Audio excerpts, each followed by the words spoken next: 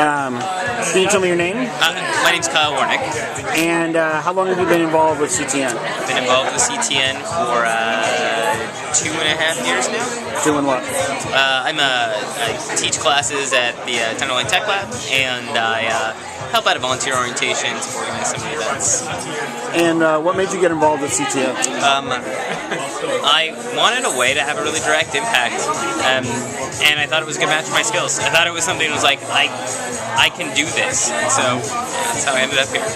And what are the, like, what do you feel like your skills that you have? I think I'm a pretty good communicator, and I think I might not be the most technical guy, but I feel like explaining the basics has been something that's worked out really well. And I mean, mostly I think my skill is showing up and caring and being consistent and getting used to the sort of basic questions that intro computer users ask and practicing some good answers. And have you had a moment where you're like, wow, I'm really glad I'm here doing this? Yes. Many. I think the story I'm most excited about right now is, so I've been doing a lot of intro to Facebook classes just because that's what's hip at the Tenderloin Tech Lab this month, and everybody wants to learn about Facebook.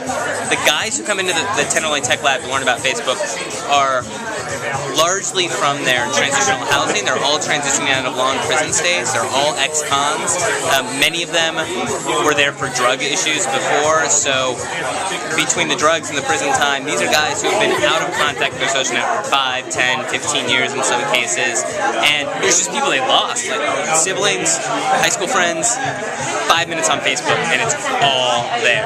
I mean, these guys walk, I mean, they need jobs, they need housing, they need a social circle outside of the places that they've been, and it's like, yeah, like, there's no way you can find my brother in Washington. Yeah, done, there, Facebook, over, and it's awesome. I mean, that's like, it's just like this sort of like world flooding back to people. It's amazing to make those connections, and it's the sort of thing that it's so simple. If you can set up an email account, can build a Facebook profile, and are confident enough to click around, but if you don't have that jump, you're doing it on your own, and so, the sort of impact that, Facebook had, which I think sometimes is frivolous, it's cool. It's really having an impact on people. I feel like Craigslist is the same way. You don't know when to look for jobs, you don't know where to look for housing. It's like this magic webpage that you always dreamed of, and there it is. So, yeah. And what would you say to someone who's considering volunteering for CTN? You should do it. I think the thing that keeps people away is they worry they don't know enough, that they're not, experts on computers. People need somebody who is comfortable using a mouse and a keyboard, able to get around the internet, and willing to spend a half hour with them showing how it all works. I mean, it's really that simple, and the barriers that keep people away are so small, but if there's not somebody willing to sit down one-on-one with them and walk them through it, they'll never cross them. I mean, they'll just stay away from computers and the internet because they just don't know how and they're afraid. And it's awesome to think that, you can have that kind of impact on a Saturday in a couple hours. So. And, I mean, why should we care if, you talked a little bit about it, but, why should we care if someone can figure out how to use Facebook? I mean, it's access to all the things that we take for granted. I mean, increasingly, the options are only online. Even if you want to get a job cleaning a hotel room in San Francisco, almost all of the major hotel firms require you to apply online. The application's in 5 languages, but you have to be able to fill out a form on a computer, and that's a barrier.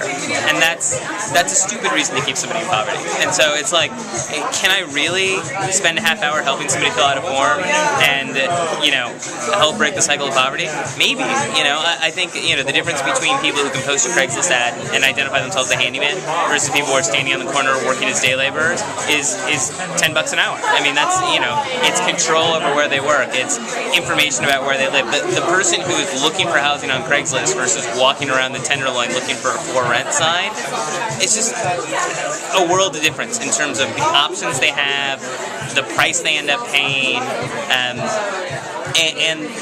those problems are so easy to solve if you have the tools. So I mean, those are the problems I'm solving. It's not YouTube, although it's a great tool. It's housing, it's jobs, it's access to a social network, it's the ability to put the pieces together in ways that a lot of people just do out of instinct. And what have I not asked you?